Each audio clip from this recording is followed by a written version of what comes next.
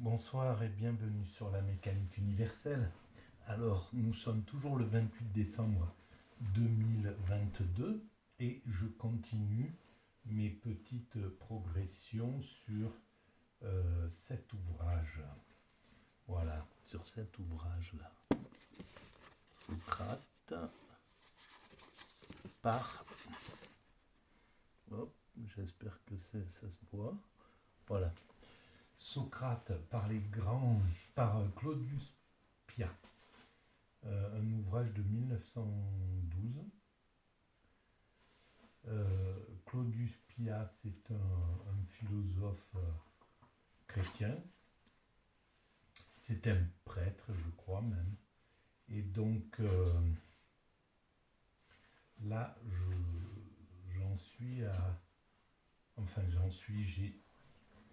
j'ai commencé à lire l'influence de Socrate. C'est le dernier chapitre.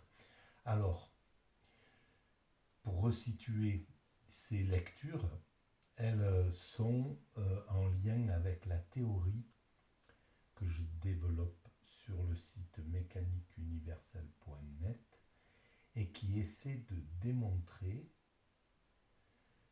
que l'humanité est destinée à atteindre son ultime perfection. Notre espèce évolue sans le savoir, plus ou moins. Voilà. Les religions, les spiritualités ont compris déjà cette évolution. Je pense que certains philosophes comme Hegel l'ont compris, d'autres l'ont espéré, comme Marx, voilà, en pensant que c'était à travers les idées communistes que l'humanité s'avançait vers son ultime perfection. Pour la mécanique universelle, donc la théorie que je défends, c'est l'ensemble humain. Et c'est pas à travers une idéologie bien particulière, on pourrait dire, ou alors une idéologie globalisante. Parce que c'est le meilleur de toutes les idéologies, le meilleur du spirituel, qui permettra de finaliser l'humanité, à mon sens. Voilà. Donc, je vous renvoie à la lecture de la mécanique universelle et de la proposition que j'essaie de penser maintenant, c'est-à-dire d'une idéologie qui serait inclusive et non pas exclusive. Voilà, le communisme était exclusif du capitalisme, voulait exclure le capitalisme et la religion. Le capitalisme voulait exclure les valeurs communistes, etc. Et donc, c'est plus du tout, à mon sens, la façon dont on doit regarder l'évolution de l'humanité. C'est quelque chose de très universel. Nous allons vers cette universalité, mais on peut commencer à la penser, cette universalité, avec un véritable partage du leadership mondial à travers l'ONU et toutes les organisations que nous avons déjà imaginées. C'est la première fois depuis que nous avons quitté le royaume de la nature quand nous étions des primates naturels et quand nous nous sommes depuis que nous nous sommes distingués des autres primates, eh bien c'est la première fois dans toute cette évolution qui est considérable. C'est des centaines de milliers d'années et c'est la première fois que nous accédons à la capacité de fonctionner universellement. C'est inouï quand on y réfléchit clairement. Voilà. Donc je commence à lire et puis éventuellement je commente ou je fais des digressions à partir de cette lecture. L'éthique de Socrate eut peut-être encore plus de rayonnement que sa méthode et sa théologie. Il en résulta pour les intelligences une orientation nouvelle. À partir de Socrate, on se tourna de tous côtés vers les questions morales. Aristote, qui d'ailleurs ne l'avait point connu, fut seul à parler d'une science qui trouve en elle-même sa fin dernière, donc qui recherche aussi la fin dernière des choses. Qu'est-ce qui est Pourquoi donc quel est le sens? À l'époque, ils ne pouvaient pas se poser encore clairement l'idée, la vision de la finalité de l'humanité. Ils ne bénéficiaient pas de tout ce qu'on bénéficie aujourd'hui, de cette évolution, de l'histoire de l'humanité, des progrès, etc. Et de cette arrivée vers euh, avec cette nouvelle idée de village planétaire, etc. C'était pas possible à leur époque. Mais malgré tout, il y avait déjà cette intuition qu'il fallait penser en termes de fin. C'est quand même extraordinaire, la puissance créatrice de ces premiers philosophes. Et c'est pareil pour les premiers grands spirituels, les Moïse, les Bouddhas, etc. Ils avaient déjà une intuition qui était extraordinaire. Ils étaient connectés à quelque chose de très puissant. Donc, quant aux autres qui avaient entendu le nouveau Martias, ils ne gardèrent plus qu'un souci dominant, celui de résoudre le problème de l'action. Ça serait intéressant à comprendre d'ailleurs, le problème de l'action chez les Grecs. Bon, Aristippe de Cyrène et ses disciples firent de l'éthique le but exclusif de leur recherche. Alors, est-ce que c'est l'éthique à travers l'action que faire des actions éthiques, en fait, comment se comporter correctement à travers nos actions, et donc à travers la construction de l'humanité. Comment travailler éthiquement à la construction de l'humanité, c'est peut-être ça la question. Je découvre en même temps, et je ne suis pas un spécialiste, je suis un philosophe, on va dire, intuitif et spontané. J'ai pas fait d'études de philosophie pour pouvoir commenter de façon universitaire c'est toute l'histoire de la philosophie. Donc, s'ils s'occupèrent de psychologie, ces penseurs de logique et de physique, ce fut uniquement afin de mieux savoir à quoi s'en tenir sur la nature du bien et du mal, et sur les lois auxquelles il faut assujettir la conduite humaine. Alors voilà, ça va me permettre de préciser euh, ce que moi j'entends par bien et mal sur la mécanique universelle. Il y a tout un chapitre, et évidemment, quand j'ai imaginé cette phrase « l'humanité est destinée à atteindre son ultime perfection », il y a 22 ans maintenant, et que j'ai commencé à creuser cette idée, j'ai tout de suite été confronté à au problème du mal, au problème du bien et du mal. Et évidemment, c'est un des gros problèmes pour rester stable sur l'idée d'une évolution positive, et même sur l'idée qu'il y ait un divin, un principe créateur qui correspond à ce que les religions appellent Dieu. Voilà, avec l'essence, dont l'essence correspond à ce que les religions attribuent à Dieu. Et donc évidemment, il y a la place du mal, elle était étrange. Et en fait, l'humanité ne pouvait pas ne pas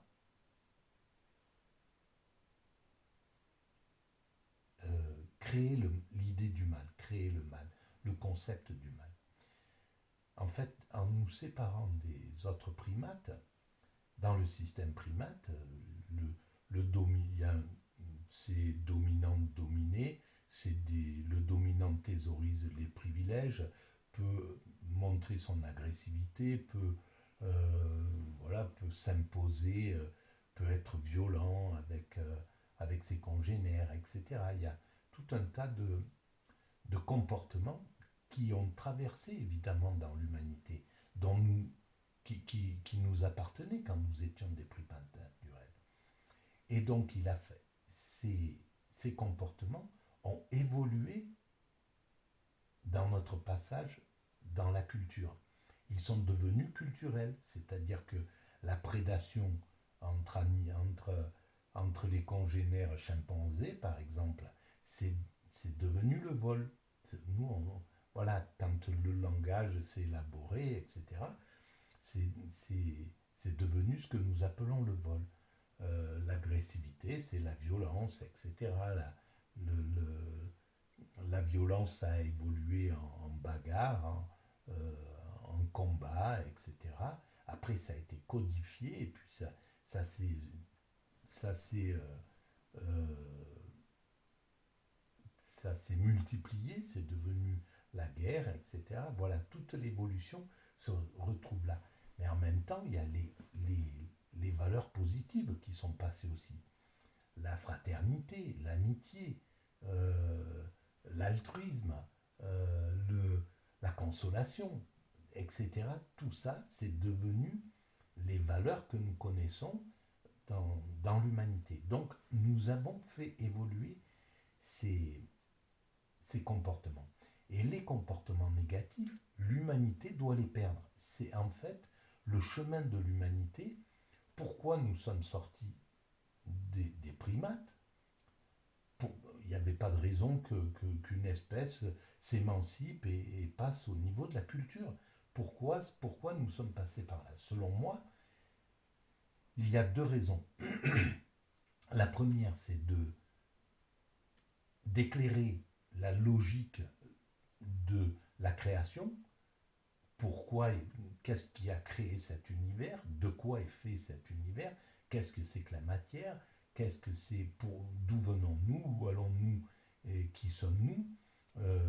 Comprendre tout le mécanisme de la création, ça fait partie de notre rôle. Pourquoi? Je n'en ai pas la moindre idée encore. On peut imaginer que c'est pour... En fait, on est ceux qui révèlent à Dieu, et au principe créateur, ceux qui révèlent à ce principe sa propre logique. C'est possible que ça soit ça.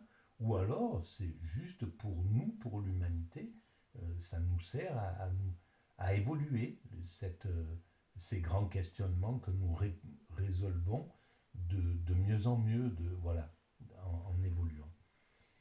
Et l'autre chose l'autre grande action qui se passe dans la chrysalide d'un primate naturel en humain abouti, donc qui atteint l'extase, parce que c'est ce que je démontre sur la mécanique universelle. Nous allons vers l'amour absolu, mais l'amour absolu sous la forme justement de l'extase facile. Pourquoi nous allons vers cet état d'extase qui correspondrait à l'amour absolu, au summum de, de la sensation et de l'état d'esprit. Voilà. Eh bien, pour passer là, il fallait perdre ces instincts qui existent chez nos cousins primates, chez les chimpanzés, l'agressivité, le système dominant dominé, dominant prétendant, et qui renouvelle constamment ce mécanisme qui fait que nos cousins singes ne peuvent pas sortir de s'émanciper de ce mécanisme-là, parce qu'il y a toujours un prétendant qui thésaurise les privilèges et un dominant qui thésaurise tous les privilèges et des prétendants qui le harcèlent jusqu'à ce que un d'entre eux le renverse et prenne la place et devienne dominant à ce moment-là, et le même processus se reproduit, des prétendants le harcèlent, etc. Et donc c'est la façon dont les chimpanzés, nos cousins, notre origine, tire son énergie. C'est de ce type de comportement. Et donc la prédation, l'agressivité, la violence, et jusqu'au meurtre d'ailleurs, on le sait que ça existe chez les chimpanzés. Et, et en plus, l'antagonisme entre deux troupes de chimpanzés, voilà ce qui correspond à nos antagonismes, au racisme, à ce que nous, à la peur de l'étranger, à la violence envers l'autre clan, la guerre, etc. Voilà, tout ce qui est décliné dans le truc. Mais à partir du moment où c'est passé au niveau culturel, on peut travailler dessus. Et donc c'est pour ça qu'on a dû créer, qu'on a fait passer ces instincts qui ne sont pas punis dans la nature, qui sont naturels et qui servent à l'évolution du groupe chimpanzé. Et nous, on a posé des règles pour interdire certains comportements et pour faire évoluer en plus ces interdits de plus en plus pour contraindre l'homme à ne plus être un loup pour l'homme, pour contraindre l'homme à ne plus avoir aucune agressivité envers l'homme, pour contraindre l'homme à respecter totalement autrui, pour contraindre l'homme progressivement, hein, je parle, parce que nous ne sommes pas encore arrivés à la perfection, où justement l'homme ne sera plus un loup pour l'homme, où l'homme sera absolument inoffensif envers autrui. Et donc, à ce moment-là, on aura atteint l'état de paix universelle, de fraternité, etc., d'amour, de bienveillance. On aura dépassé tout ce mécanisme. On a justement l'idée de mal qui est devenu interdit. Hein, c'est les interdits avant. On parle encore de mal. Tu t'es mal comporté. Voilà, ce que tu as fait, c'est mal, c'est pas bien, etc. Toute cette pression sociale qu'on met, toute la pression de l'État qui interdit telle et telle chose, tel et tel comportement, tout cela fait que l'homme, progressivement, contracte sa capacité d'abuser ses congénères. Donc, progressivement, l'homme domine son comportement, maîtrise de mieux en mieux son comportement. Tout aide à cette maîtrise du comportement. Et donc, la création du bien et du mal, c'est la stratégie pour amener l'homme à ne plus du tout transgresser aucune des règles. Voilà. Évidemment, je le redis, c'est quelque chose qui correspond à les siècles à venir. Il faudra encore quelques siècles, je pense, pour arriver à atteindre cet état de perfection. Mais c'est l'orientation, selon moi, c'est ce que j'écris sur la mécanique universelle, c'est l'orientation intuitive, inconsciente de l'humanité.